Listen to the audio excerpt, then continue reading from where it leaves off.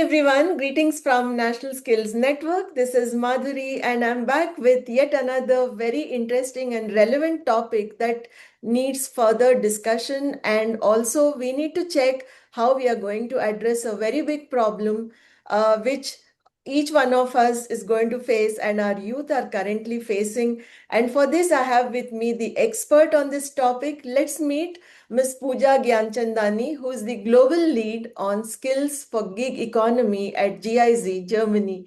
So, welcome to this talk, Pooja. And I haven't yet revealed the topic we are discussing, so maybe you can tell us a bit more. Thank you so much, Madhuri, for this invitation. It's my pleasure to be in this conversation with you. And before we start, many congratulations from my side on the success of the National Skills Network. We know each other from a very long time, and I've seen the network grow strength by strength under your leadership. And the topics that you are covering and the discussions you are having, these are really pertinent and on point. So, my many congratulations once again. Um, yes. Would you want me to reveal the topic or how does it go? No, you can do that. Yeah. So, look, I'm a digital work strategist, and as a digital work strategist, my main job is to make sure that young people are able to find careers and their pathways in a rapidly growing digital economy. And to do that, I am supporting institutions, policy regulators, stakeholders, and the entire ecosystem to understand and evolve their understanding around uh, the new way of work. And within this, one of the very important topics is gig economy, which I know is very popular and very hot right now in many countries, and rightly so, because as you may have heard, the gig economy has become one of the most important sources of income for many young people, adults, especially those who are needs, not in employment, education, and training. And it's really becoming more than just a side hustle. So I'm Right. very happy to be here with you and to share Yeah. our experiences from the global project at GIZ. Great. So that was a very nice introduction to a topic which I said is very important and we need to focus. As I see it, gig economy is a word which we keep using, but it also covers, many other things like the platform workers, the freelancers, the contractual staff, and also if we can, label them under this kind of digital workforce probably, or the digital labor market that they enter into. This could be out of choice or by force also in some cases, where the kind of gig work gives them freedom, flexibility, and also global responsibilities and opportunities. It comes with several challenges, and I feel that we are yet to start preparing our youth to face this form of work, and also face the challenges and take it as an opportunity to grow their careers. So, can you tell us a bit more about the types of gig work and what exactly does it involve? Yes, sure. So, but just to give you a background where I'm coming from, so I work with GIZ in Germany as part of a global program on digital transformation. Within this program, we have several different topics and flagships, and our flagship on gig economy is focused on building capacities of different stakeholders within the ecosystem. And we Yeah. have a multi-layered model where we engage in capacity measures for workers, for platforms, as well as for policy stakeholders. And I'm looking after the vertical on skills and rights of workers. And why I'm setting this background is because as a part of this uh, project, we've reached out to more than 20,000 workers and their allies around the world in 15 countries. And when I started, this topic was new. There was no shared understanding around it. And so when we were working with different countries, we were observing that across board, different terminologies were being used. Hmm. Some people were using platform work, platform economy, Hmm. online freelancing, gig work, gig economy, digital labor, digitally mediated work. So all of these terms are used very interchangeably. But what Yeah. is the main core feature of this gig work. The core feature are four. Number one, it is task based and short term. Number Hmm. two, it is mediated through a digital labor platform. Number three, these platforms act as the mediator. So a client can look for a worker via a platform, and this platform could be anything. Huh? It does just doesn't need to be your routine digital labor platforms, but it could also be a Facebook, an Instagram, a WhatsApp. It could also be Google. It could also be a Google Maps, for example. So any platform which is mediating work, that is gig work. And the last part is that what how we define it is that there are many different forms of gig work. It could be formal, informal, but gig work essentially, in our understanding, has to be some form of online work, and that's Yeah. where this terminology platform based gig work Hmm. came, and which I'm very happy to see it's used widely in India.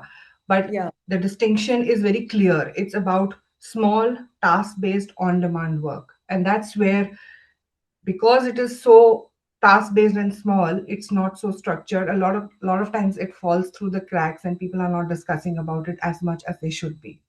Yeah, yeah, you're right. And these words that you just told us about task-based and small assignments, and a bit on the informal side, I think this is where we need to prepare people to understand how the entire gig economy operates. Because if I have to give you an example, we are more, especially from the Indian perspective, the young people are more clear, or rather, they are conditioned to think about a job as something that is permanent. It has a salary structure, and maybe there is a competitive exam to enter into the job and things. Whereas here, it is your initiative, your confidence, how you Hmm. your capabilities, the skills. So you see, it has a totally different way of navigating this kind of a workplace. So what are some of the critical, I would say, the challenges or critical features of this kind of work? So that's a very good observation you have, Madhuri. And I think the way to unpack this question is first to ask ourselves. Hmm. So let me ask you, when I say the word gig work, what are the three or four images that come to your mind? Yeah. So when, especially for me, with the use of the gig, the word gig, I can think of people who are, into the delivery part of it, like the logistics or the drivers, or those who, take up small, short-term kind of assignments. And maybe some of them could be women also who enter into this. So that's where, I'm kind of tempted to think right now. So, which is right, and which this question I must have asked more than 500 times in different parts of the world now, and I get similar answers. And Yeah. that is because this is the type of gig work which is most visible, Hmm. because this is what we see on a day to day basis. This is the service that most of us use as a customer. Yeah. But this is what we call the location based gig work or geographically tethered gig work, which Hmm. is that work is found using a platform but is delivered and implemented at one location. And Yeah. this is where a lot of vocational training, TVET graduates, learners are actually finding new income pathways. Hmm. But there is another very different or a parallel form of platform work or platform of digital work which is existing, which is online freelancing, which Right. is nothing new.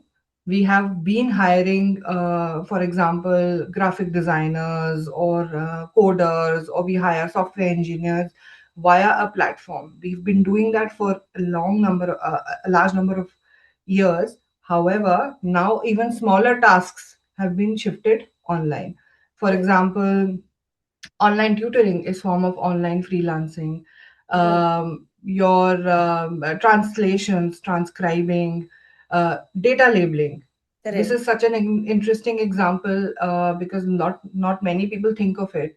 Other modern technologically advanced companies are, but they are actually data mining companies because they know all the data about you. Similar with Facebook, similar with Yeah. LinkedIn, similar with all the other platforms you're using. And where does this data go?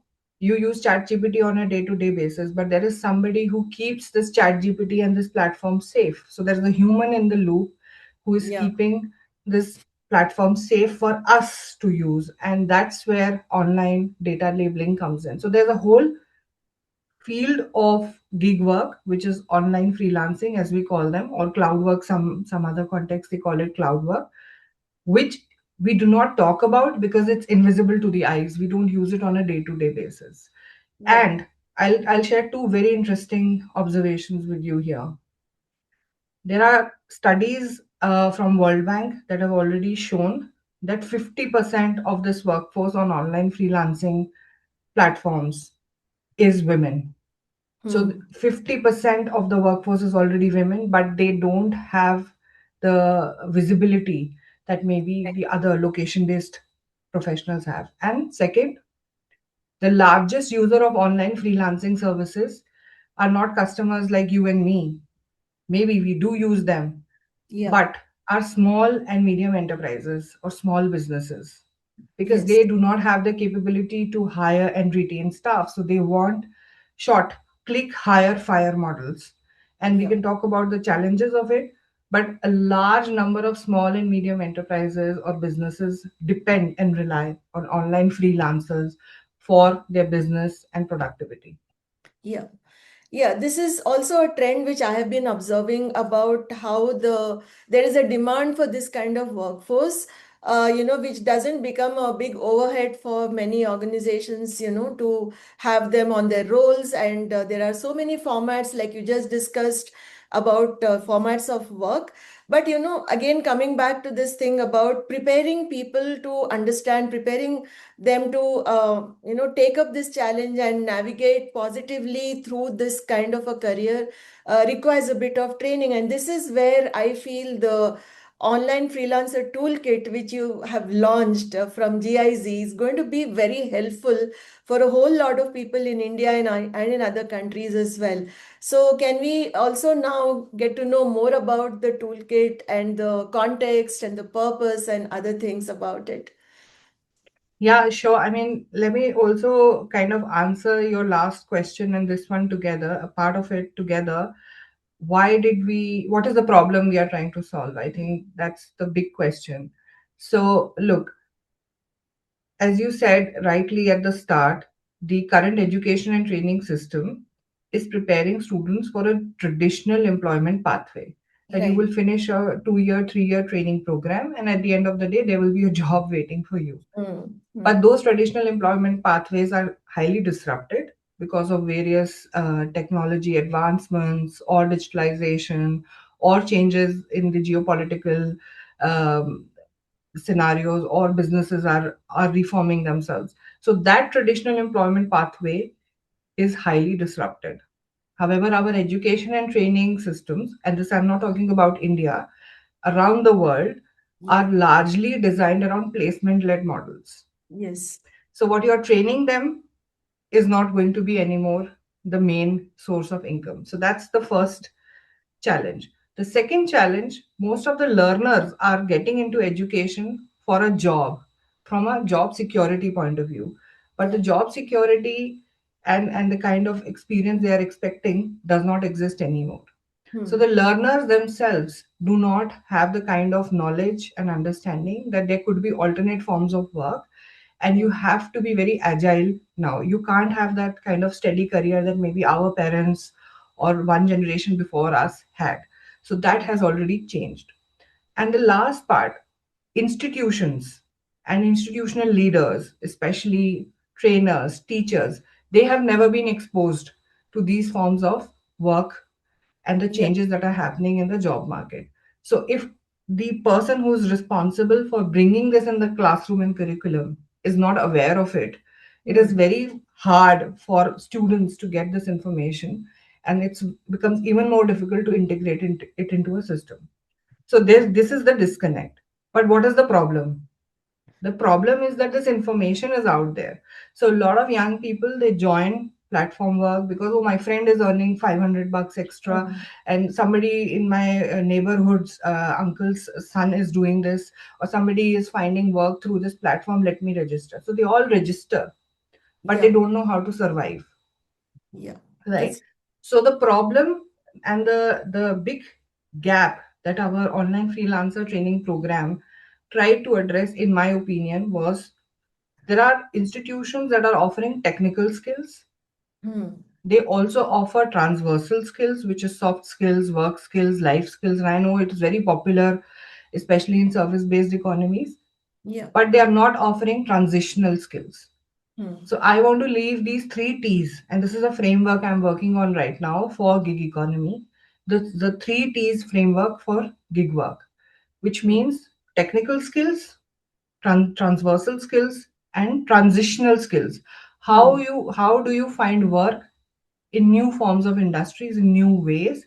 And then we don't want people to be stuck in the gig economy. We want them to move in and out of the gig economy. So that's, I Hmm. think, another layer to the problem, but this is the problem we are trying to solve. Right. And therefore we piloted what we call the online freelancer training program. We piloted it in 5 countries with Hmm. institutions like TVET colleges, universities, telecom companies, foundations.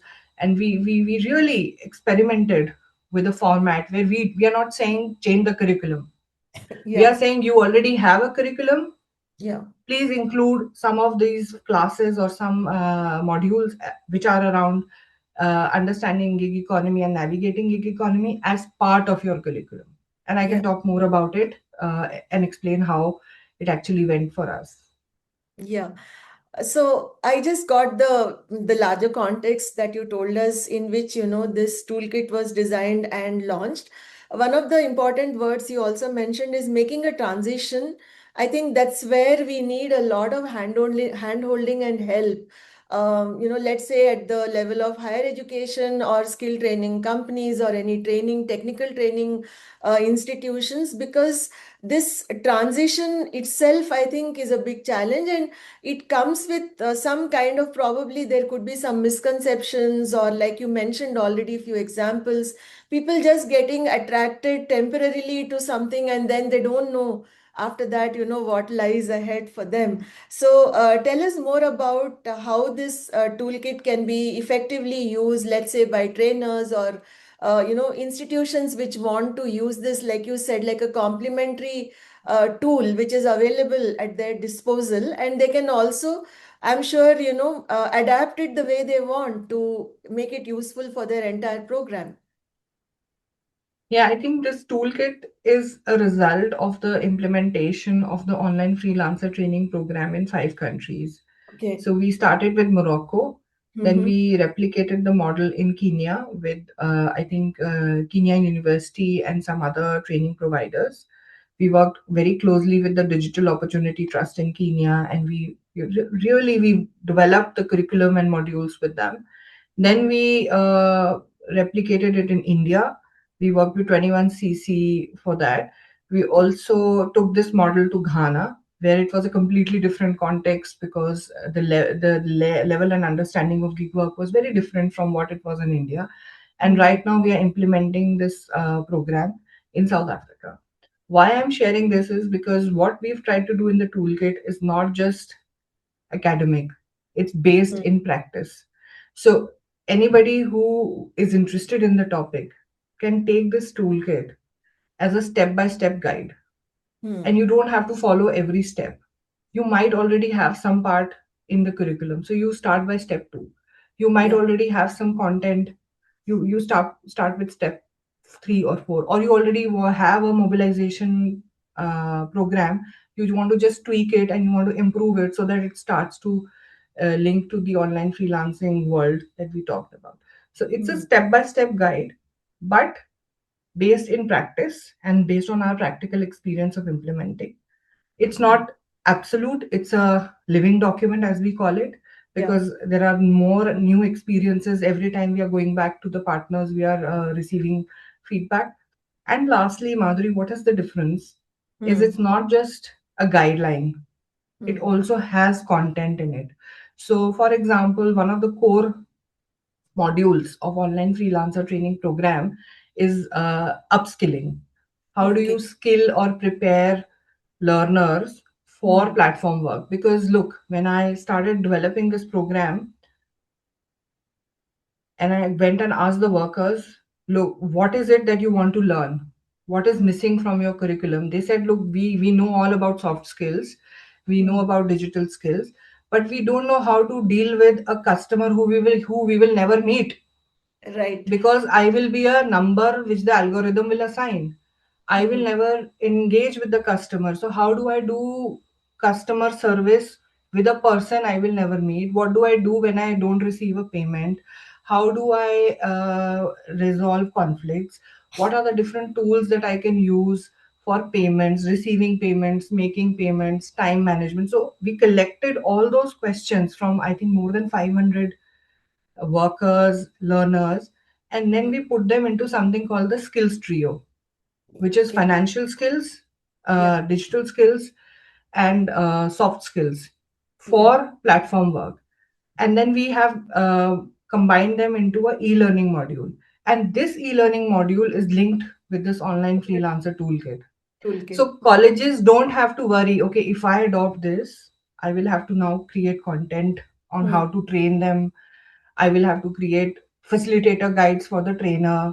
I will have to create new materials for the curriculum. Everything is there based on our experience. All you need to do is to have the intention and the vision to integrate that as part of your curriculum.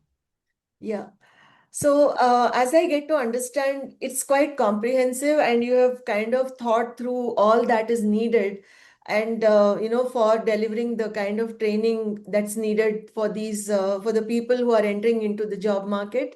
And all that the institutions have to do is download, check, I mean, go through it, and I'm sure they can also contact GIZ if they have queries or if they want to get in touch with you, right? That's also possible. Yes, of course. Yeah. And now, before we close this conversation, I mean, I would definitely like to go through it even more, but then we can also have a second part to this, probably, taking up other aspects of the toolkit and related topics. But before that, I would like to hear from you a bit more about, how is this addressing, let's say, various types of gig workers. Probably they could be migrants, one category, or women especially, who have different kinds of needs. And you already mentioned that a big percentage of gig workers, online freelancing workers, are women in different countries, and it applies to India as well. Many women are looking for this kind of work. So what do you want to say about these aspects of the audience for this particular toolkit? That's a very, very good question, Madhuri. One toolkit cannot address many different target Mm-hmm. groups, so we are very realistic there.